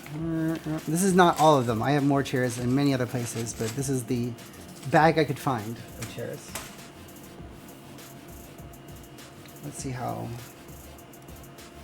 that works. I keep adjusting this. So I don't know if you can tell. This curve is these different 2x6 portions with hinges connecting them together to kind of simulate a curve. Which I'm very happy with how that came out. It came out much nicer than I thought it would.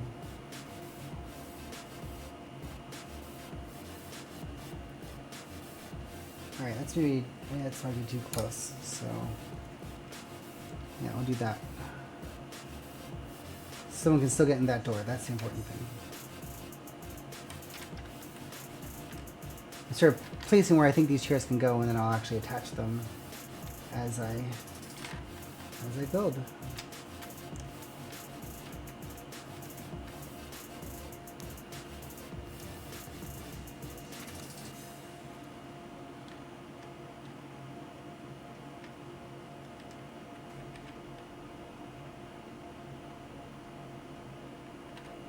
Yeah, that'll work. Nice little row of chairs looking down on the floor below. All right. So I'm going to first put down the pieces that these will attach to. No. I can remember that.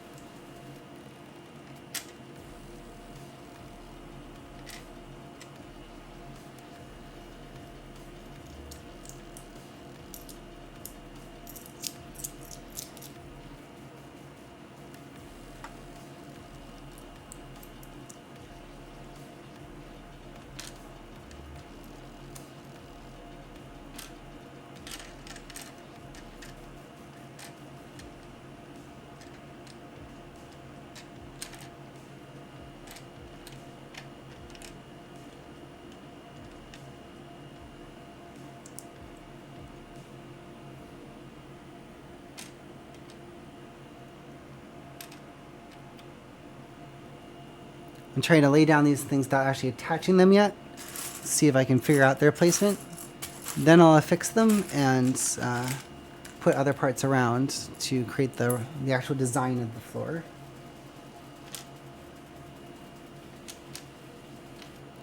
One, two, three, 4, 5, 6, 7, 8. Huh. Why does that not feel right?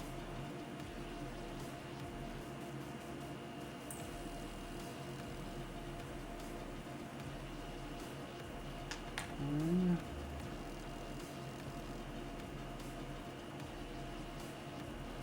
two.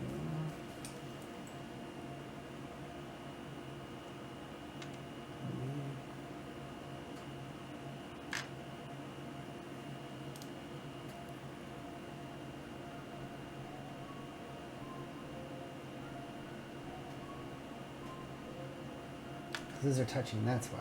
Alright, alright. See, this is why you need to do this first. Plan it out, make sure it'll fit. Those are too close. The chairs will touch. These need to come over. Boom. Over there. Boom. That'll work.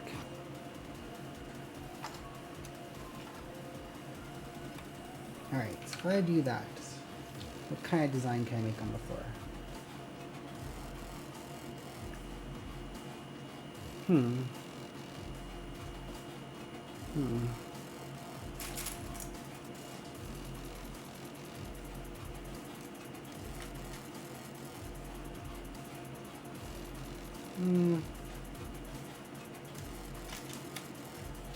No.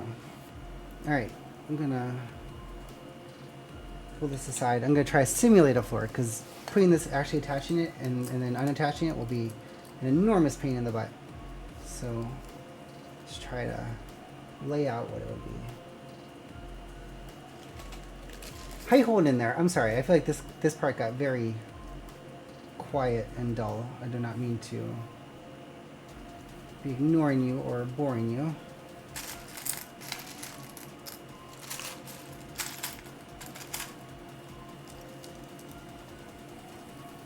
And then I ignored you.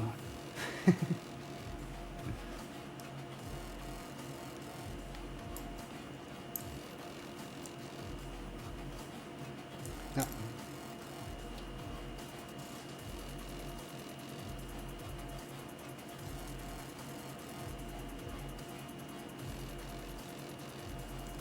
Alright, so do this.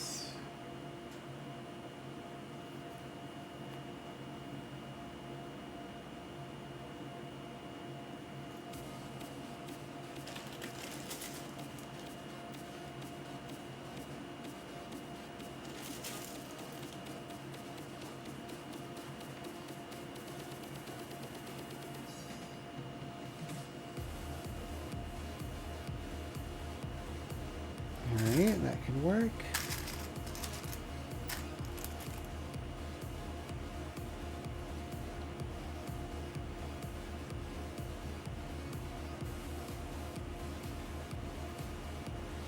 And then put those pieces there.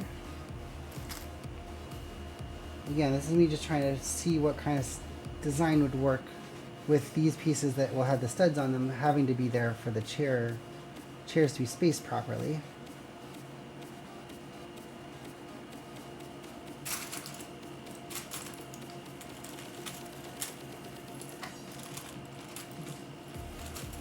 I want this to be like a pretty little design in the floor.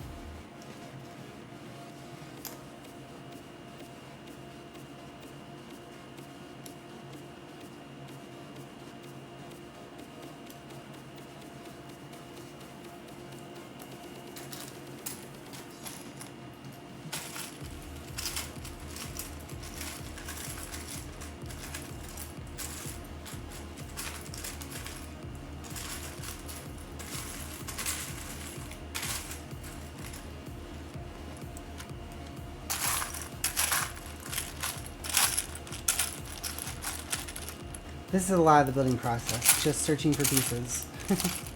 An endless morass of pieces.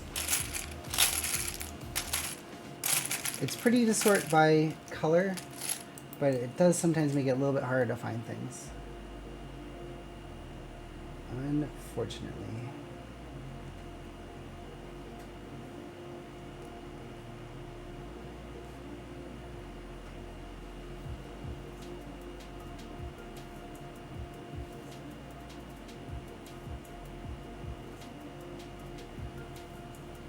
Ooh.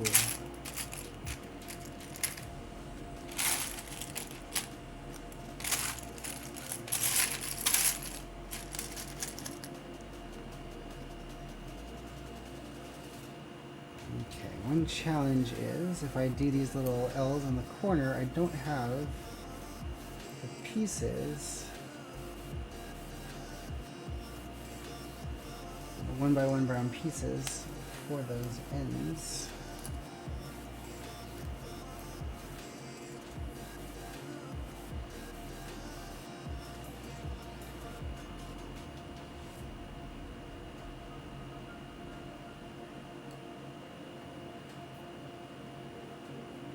I know what I would do.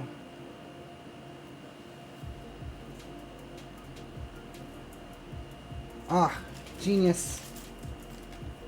I'm very happy with what I just figured out.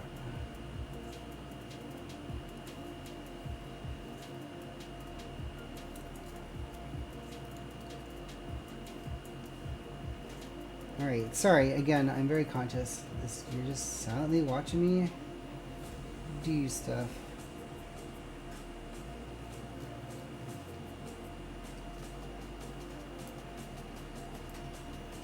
Well, actually, I feel silent. You might be very loud. I can't say that you're silent. Yes, it did. Amy and Pickles both asking questions, and Danny saying kind comments, and I'm not even looking up. That is very rude of me. I will now look up and then read them and then look back down and build while talking. But thank you for that. I appreciate the prompts and the responses. I don't mean to be doing like self-pitying stuff here. Hopefully, I think that's a cool, decent pattern for the floor. I'm going to do this. That looks nice. And I'm going to answer your questions. And thank you for them. Okay, so... all right, I would love to know more about your jewelry making, Danny. That is very cool. Maybe another builder. So how often do I play with my Lego sets? It is not nearly as frequently as I would like.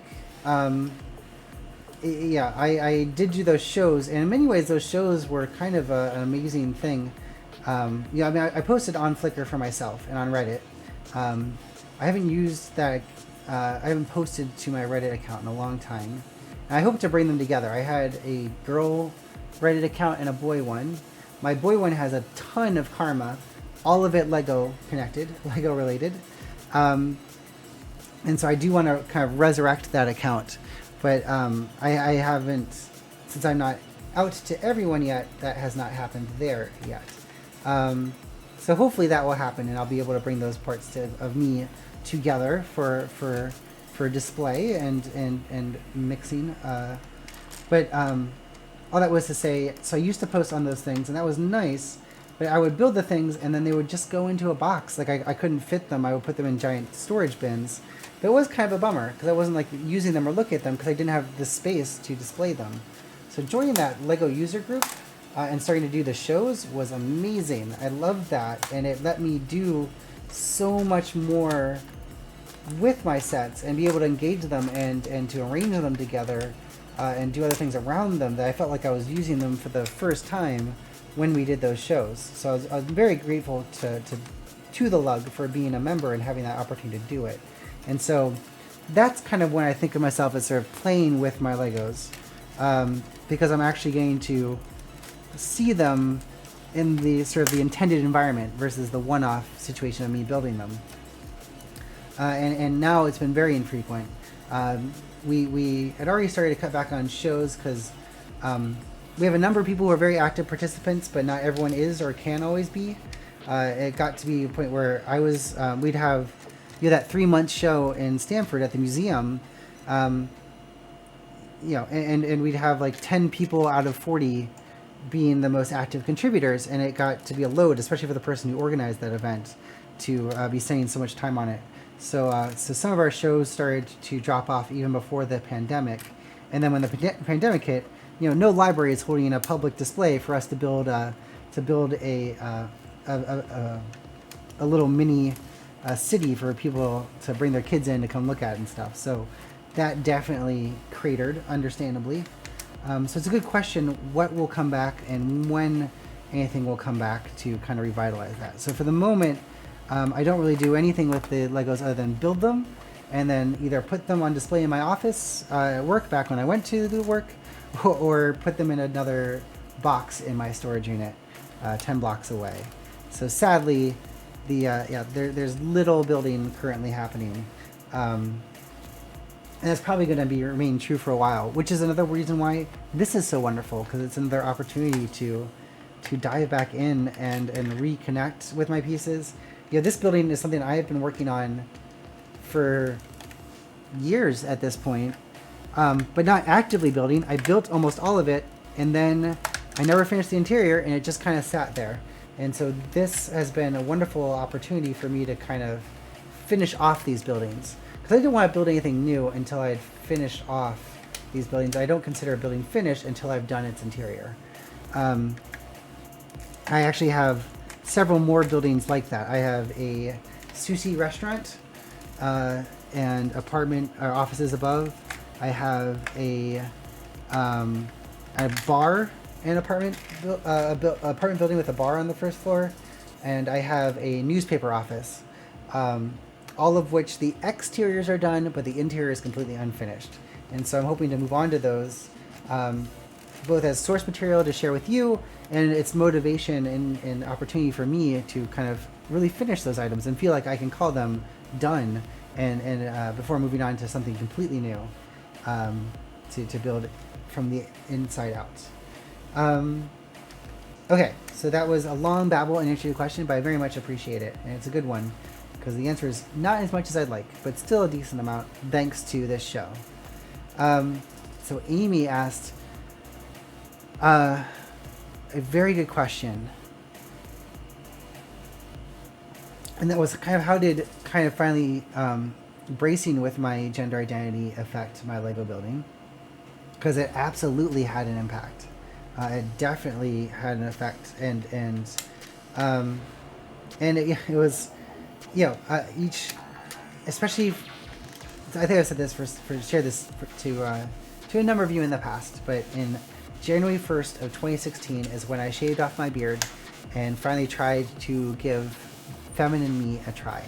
I had thought about it since I was little, but I had not liked my few brief attempts after college when I tried to dress up.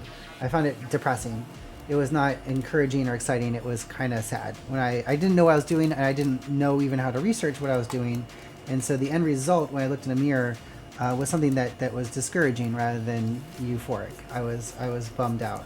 And so I kind of shoved everything into the back of the closet and tried not to think about it for years and years. And so it was finally in 2016, after I had lost 35 pounds over the course of 2015, that, and not that weight should or has to be a motivating factor. For me, it was kind of a combination of things where I decided to kind of pull myself out of a rut, be a bit more active, be a little bit more conscious and careful of my body and caring for myself.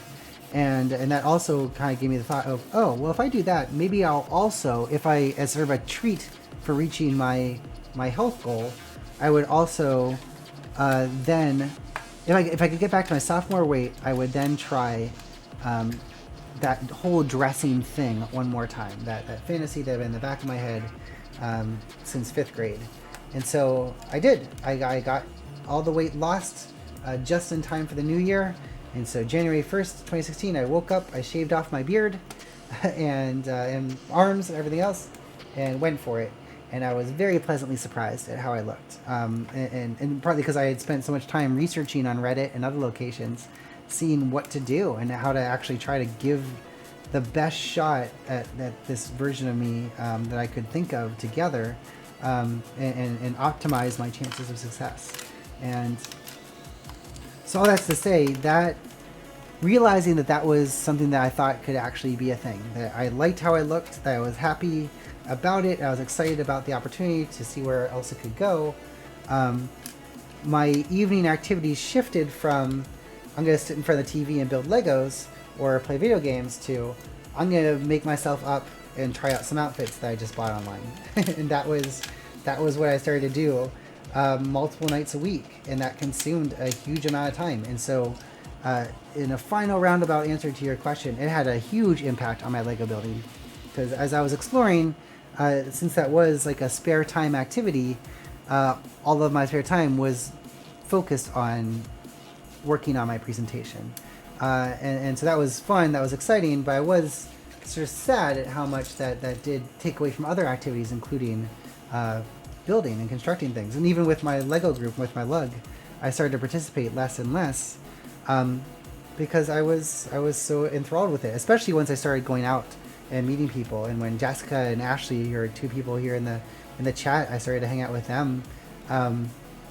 My social life grew enormously once I started presenting and meeting other people. And so there also, even when I wasn't necessarily, all right, conserving my few moments at home to dress, I was now instead going out and dressing. It still would consume my time that I wasn't necessarily building, because I was now going out to bars and to restaurants and other and clubs and things. So it continued to affect things. And it's only kind of recently, partly with this show, but also partly with a little bit more balance and accepting that I was trans and preparing to make this be me all the time rather than a special set-aside activity to do at night, that my calendar kind of reopened to reintroduce more varied activities, including Lego building. So I'm really glad to have it return. And thank you for that wonderful question, Amy. You set it up well, and I predicted very accurately what has actually transpired. So well done, and thank you. So while I was babbling there, you'll see there's like a little design there on the floor. Oh, I'm doing the wrong angle. Plus, I was able to affix the chairs there to the floor. So they're all spaced one stud apart, but evenly spaced across the floor there, looking down over the balcony. So that's awesome. Like that layout, I like that design. There's a question what to do in the corners here still. Sip the beer. Let's also check in. All right, we're almost done, so I might actually have to pause here. So one thing I'll do real quick is I set aside some pieces.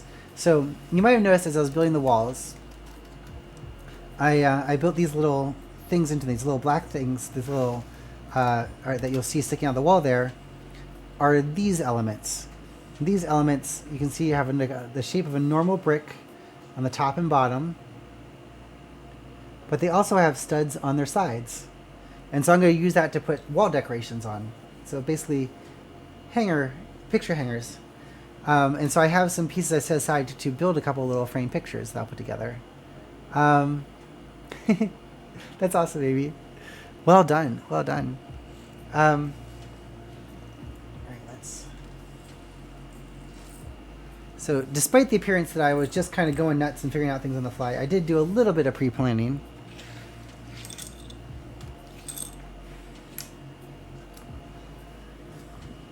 I don't know what set these came from, but these are like little...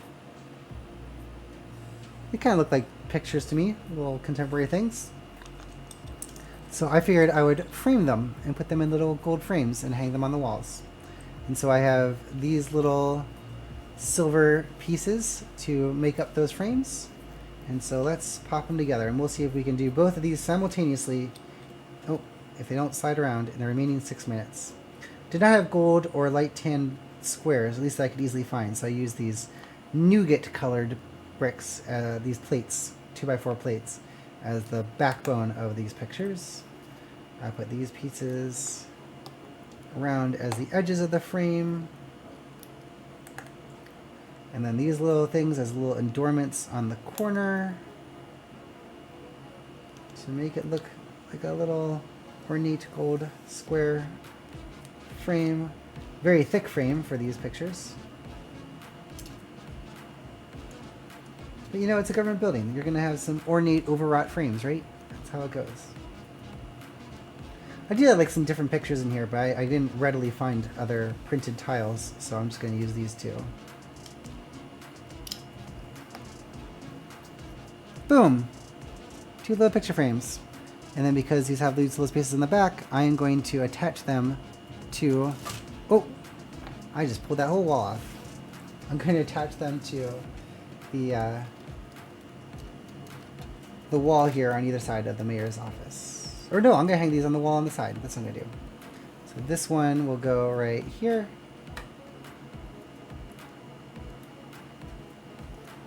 If I can get it on there. Oh, there you go. And then, so, ta-da! Do.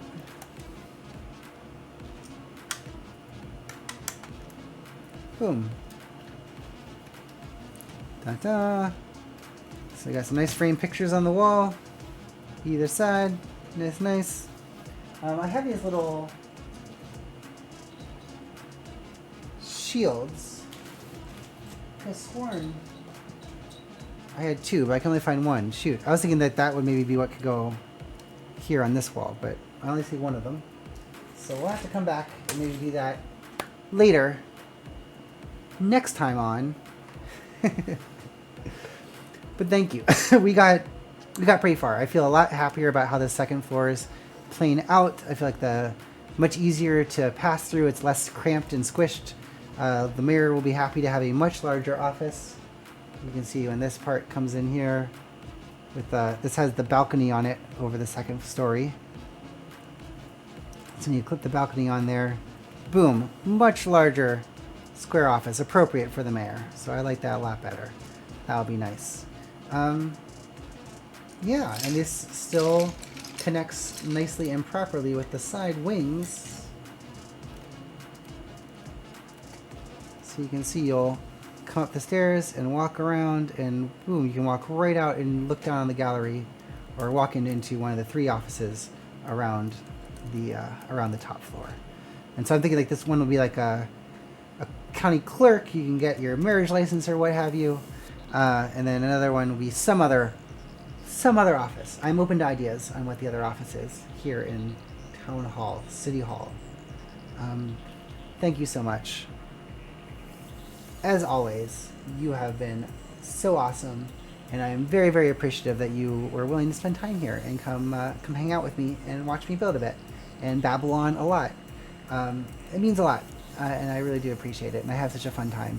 So thank you for stopping by and being willing to participate and listen to me whine and beg you to do things. You make this always a great time and a really fun time, and I very genuinely appreciate it.